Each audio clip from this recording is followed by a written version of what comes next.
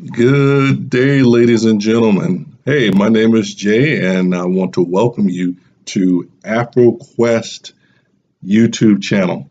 This is my first YouTube channel. This is my first time ever putting anything up on YouTube, and so this is an exciting moment for me.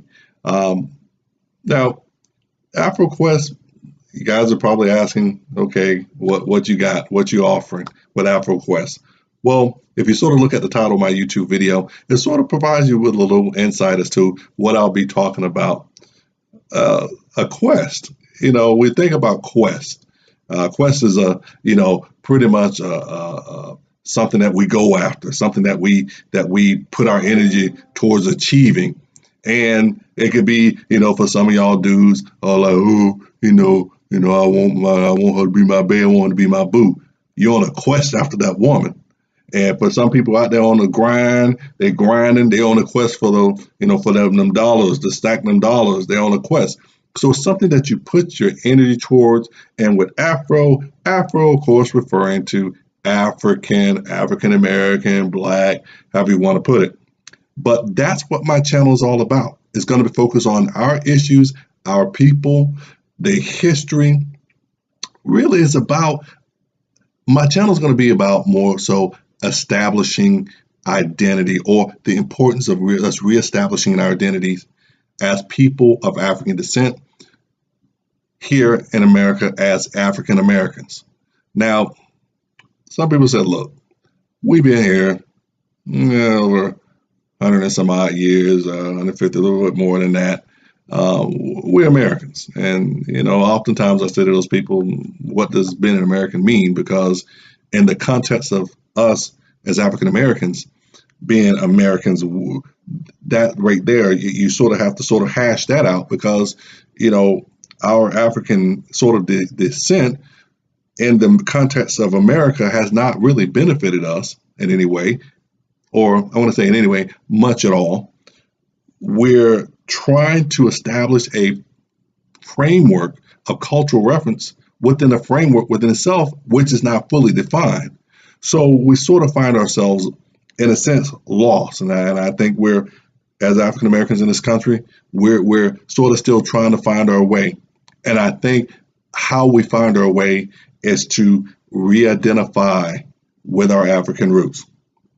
So I'll be talking about some history, going back to talking about, of course, the Middle Passage, slave trade. We'll be talking about the things such as Jim Crow laws. We'll be talking about the Black codes. We'll be talking about even the period after the Civil War, one of the periods in history where our people thrived the most. The establishment of just massive entrepreneurial endeavors, Black Wall Street, so on and so forth. So we're going to talk about some of those things. I really want this to sort of be a piece of pretty much you want to call it a show, if you want to call it that, that would actually level some discourse. And then not just discourse, because we do a lot of talking, we don't do enough action, or we don't engage in enough action, but not only but discourse, but also to move forward into action. And sometimes, a lot of times people think, well, in order to sort of right the wrongs in a sense, or even sort of turn the tide for us as African Americans in this country to prosperity, self-sufficiency, economic empowerment, things of that nature, it's going to take a lot. But first, it takes small steps to build up to the bigger. Look, over 400 years of chattel slavery, it took about 400 years. So we can't expect, really, honestly, to see change overnight. But what we can do is to move forward with all due deliberately, and take some small steps towards changing our the our existence here in this country, building self-sufficient economic structures, self-sufficient communities. Not to say segregate, not to say segregate, because honestly, to tell you the truth, there's some people that wish we would segregate. Probably would, some people will even argue that even when we did have segregated communities, we were uh, thriving. We were much more vibrant, and because despite all of the the the, the harm that Jim Crow tried to infringe upon us, the the roadblocks that the black codes and things of that nature tried to infringe upon us, all of the hate groups, so on and so forth. We really, as a community, we really thrived as a people. So we got to go back and understand, in a sense, what happened. What happened? We have clues, we have information, and I think the most important thing is that we take that information and learn how to use it practically. One of the most powerful moments I had in the past few weeks concerning, trying to trace my ancestry, my lineage back, which I've been trying to, sort of working on for the past 2 years for both my maternal and paternal side of the family, is I happened upon a website called slavevoyages.org. It was been worked on, well, not the site itself, but the research behind it has been going on since the 60s. And now a huge team from Emory University in Atlanta is currently working on it and have been compiling over these years slave records. Like I tell people, look, slavery was a business.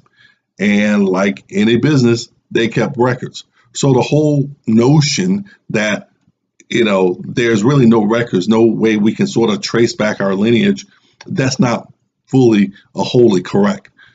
There is the possibility that you can. And the slavevoyages.org website I came upon when I was doing the, sort of genealogy, the work for my both sides of my family. I went in and I actually looked and did a queries. Interesting thing about my family, both sides of my family are from Mississippi.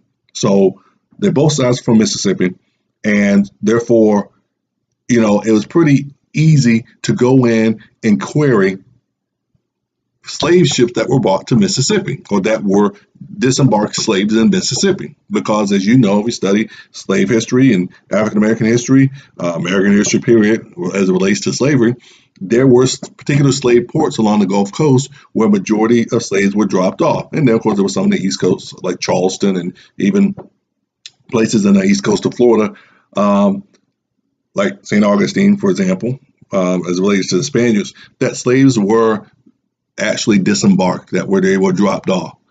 And one other thing we know about the slave trade is that the ships themselves actually followed various routes or certain routes. It was like almost like having a bus stop. Bus stop at one route, stopped there, and they stopped at another route, dropped off slaves, and they continued on and dropped off slaves to slave purchasers on the slave markets in other areas. So it's with these records, I was able to go in and query slaves that were being dropped off in Mississippi, the ships, where they came from. I mean, this website is absolutely amazing. Where the ships came from, the ships even went down and gave the ship's captain's name, which is absolutely amazing. And so I was able to get, and I'm going to have to engage in a little bit more research here. I was able to get, at least knowing that both sides of my family were from Mississippi, knowing that pretty much based on what I understand and talk to older people in my family, we've only have been known to have been in Mississippi, and the only place that we've known to been. So sort of made it a little bit easy. I was able to at least use that to trace it, in a sense, where those slave ships that dropped off slaves in Mississippi, where they came from. Well, kind of find out most of those slave ships that were picked up slaves in slave markets, selling markets that were either in what we know as present-day Sierra Leone and the Ivory Coast, the Windward Coast. So we're talking about ethnic tribes such as the Fula, the Mandinka, the Mende, some other people too. So, it was a very powerful moment for me. Now, like I said, I have to do more research into it to determine really possibly, if I could get specific information concerning our tribal ancestry. Identity is a huge thing. Um, Identity, the psychology behind identity is a huge thing.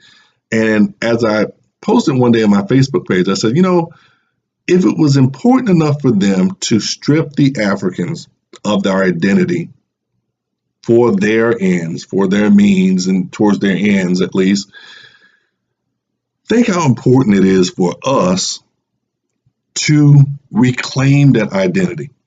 Now, again, we got some people out there who say, well, I'm not going back to Africa. I'm not African. I don't, I understand that.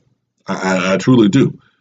Not most of us probably wouldn't. We're here in America. But one thing that we have to realize and understand that even here in America, identity is very important to helping to establish, especially in our younger generation. And I tell people we have to consider our younger generation, where they're heading. We have to consider the fact that we need to establish some identity, some connection to our ancestry, to the extent to where I think even at least knowing is something that will instill a sense of pride in us as a people, will instill a sense of pride in us in our individual community, in our individual families, to know that, and to sort of help dispel this whole notion and myth, this whole idea of our being African, of African descent, is less than anything. We discount and discredit our ancestry, our African cultural ancestry. It goes a long ways towards, at least on our end, because people are going to continue to think what they're going to think. They're going to continue to be racist. They're going to continue to think that anything dealing with Africa is inferior. But at least for us, it provides at least a start to building up that self-esteem and that identity, that strength and identity that we all have. Now, granted, all of us as African Americans, our ancestors were of different tribal origins, spoke different languages. And that was probably one of the beautiful things, even when we're talking about slavery and what happened here in America, is to help build the strength and the resolve that they did have to make it through what they what they went through. So I think it's very important. Identity is very, very, very important. And that's where I want to sort of go back and sort of deal with and dwell on as I move forward. And we talked about the history of African American people in this country, the history of Africa. I want definitely want to start with that. I want to even take current events, things that happen socially. I'm going to take that and I'm going to connect that, because history doesn't happen in a vacuum. Things don't happen in a vacuum.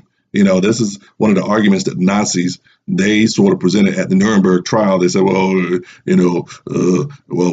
what happened at, in the concentration camps and Auschwitz and stuff, we were just caught up in history. No, that's a bunch of, anyway. It doesn't just happen. The amount of lack of really this identity, or for some African Americans, this lack of wanting to identify with Africa, this lack of wanting to deal with anything with Africa, this poisoning was purposeful, and it was deliberate. So in order to undo all that, we have to engage in educating ourselves, strengthening ourselves emotionally, culturally, psychologically, to understanding that what we look like, this skin color here, is not inferior to anyone else. There are a lot of inventions and great minds that have come out of Africa, philosophy, science, math, the African continent, amongst the different cultural, ethnic tribes, tribal people. It goes on and on, people.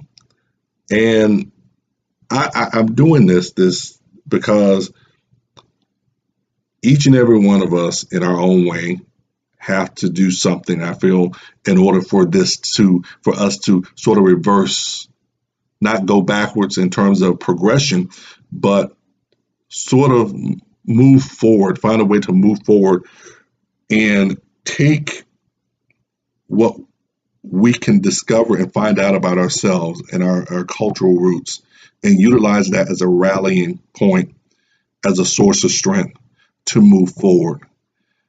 And I think, in fact, that reminds me of something Emperor Haile Selassie, of course, it was the Emperor of Ethiopia, once said, a quote, he said that an awareness of our past is very essential to the establishment of our personality and our identity as Africans. Of course, he's talking to the African diaspora, of course, and that is so very true. And you have to, it's very essential. It's essential to our identity.